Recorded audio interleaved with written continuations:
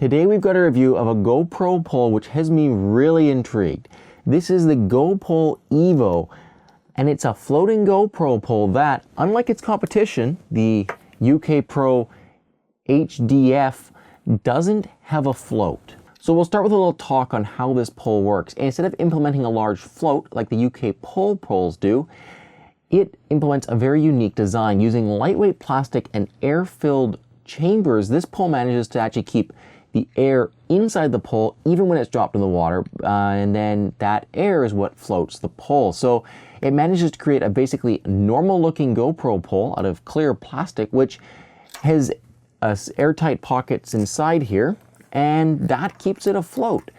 It's really cool because it basically allows you to have this normal looking GoPro pole and still have the added advantage of being able to drop your camera in the water and have it not sink. So this was really cool, and I think if anyone out there is doing sports and wants a GoPro pole to use around the water, say sailing, wakeboarding, water skiing, swimming, diving, maybe not diving if you wanted to be able to sink with you, but if anything like that, this pole is definitely one to check out. And well, most of the GoPole stuff is a little bit pricier than some of the other off-brand products out there. If you're looking for GoPro accessories, they do make a pretty premium feeling product, and I would definitely recommend checking one of these out if you are going to be doing water sports, because the convenience of having this pole not bulky and just be able to be this compact little GoPro pole which you can use every day is pretty awesome.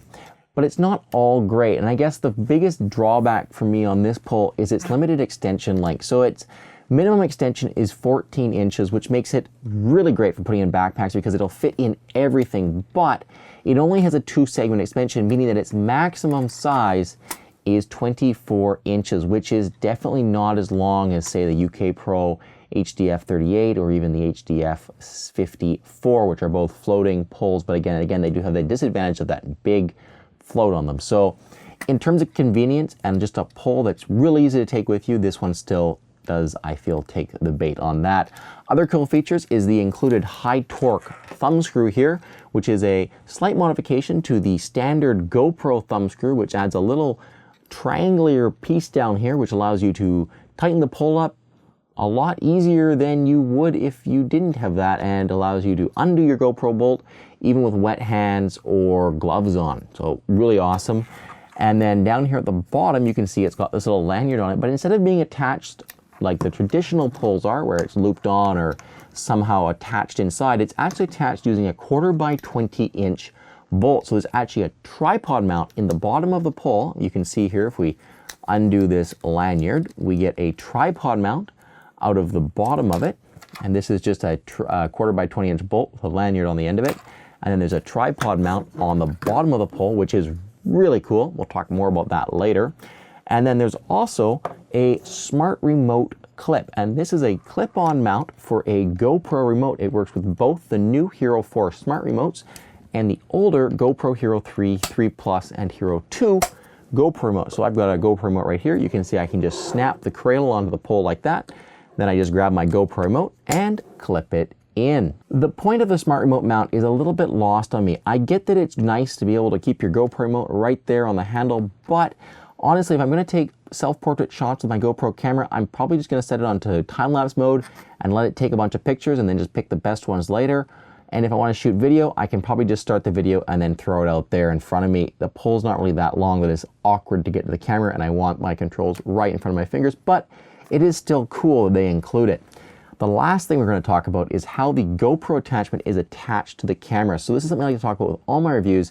And there's kind of 2 ways of doing it. One is a permanently attached GoPro mount. That is the way GoPro has done all of their poles. Or there's the other way, and that's by using a 1/4 by 20 inch threaded tripod mount on the pole and then a GoPro tripod adapter. Now that way I wasn't such a huge fan of. However, after talking to the designer over at POV Gear and was informed about how you can use Loctite to lock those tripod mounts on, I do feel better about the tripod mount version kind of way of doing things, but I still am a fan of the permanent mount. It's just one less point of fail, and it does make for a little bit more secure mount. At least it seems like it would be a little bit more secure mount. There's one less point of failure in there. Guys, let's take this pole outside and see just how wide of a shot we can get with it. To conclude our review of the GoPole EVO, we've come outside here to just give ourselves an idea of how much of us it will get in the shot when it's fully extended. So I've got it shooting 2.7K at wide, so this is the widest angle at that 16:9 aspect ratio, and we're just going to put it out there and have a look at how much of us it can actually get in the shot. And it is a shorter pole, we talked about this before, but it does still manage to do a fairly good job of getting at least the torso and our head into the shot. Now with 2.7K, of course, it gives us a little bit of room to crop and refocus. And if you're going to shoot like a pole with a pole like this, most of the time I'd recommend shooting in a 3:4 aspect ratio, so you get even a wider shot, more up and down area, or using super view.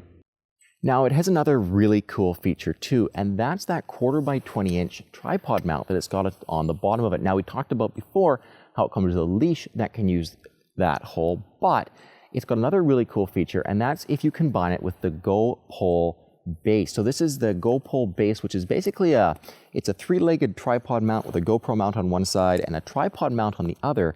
And the reason for this tripod mount is that all of their poles have this 1/4x20" mounting thread on the bottom of them. And this allows you to combine it with the base to basically turn your GoPole into a tripod. So we can thread this on here, and you can see now what we have is a GoPole mounted onto a tripod base. Now this of course isn't the most secure tripod because the legs don't spread that wide, and really if you put it on something that's going to move at all, it's probably just going to fall over or there's wind. But if it's a nice solid piece of concrete and a nice stationary ground and it's not moving too much and there's not much wind and no one's going to run into it, it does give you a pretty stable mounting location. Now the EVO's not that tall, so it's not going to give you that far off the ground, but it does give you a way to tripod mount, basically turn your hand grip, the GoPole base, and the GoPole EVO into a fully fledged full height tripod, or at least a partial height tripod. You can see we've got these tripod legs mounted here. We're just going to put it down on the ground, and we can conclude this video using this tripod. So we've got the camera mounted on there. You can see the angle is shooting up a little bit. That's just something that happens when the tripod's not that tall, but you can see it's a pretty stable shot, and we're getting pretty usable tripod mounted footage from a GoPro pole and the base. Guys, thanks for watching. This was another GoPro tips and tricks video. If you've enjoyed it, please make sure you subscribe, like my video, and check out the channel for lots more videos. If you want to find any of these products, you can check out the links down in the video description. If you want to see a full review of the GoPro base, check that out. It's also down there. And most of all, guys, until next time, thank you very, very much for watching.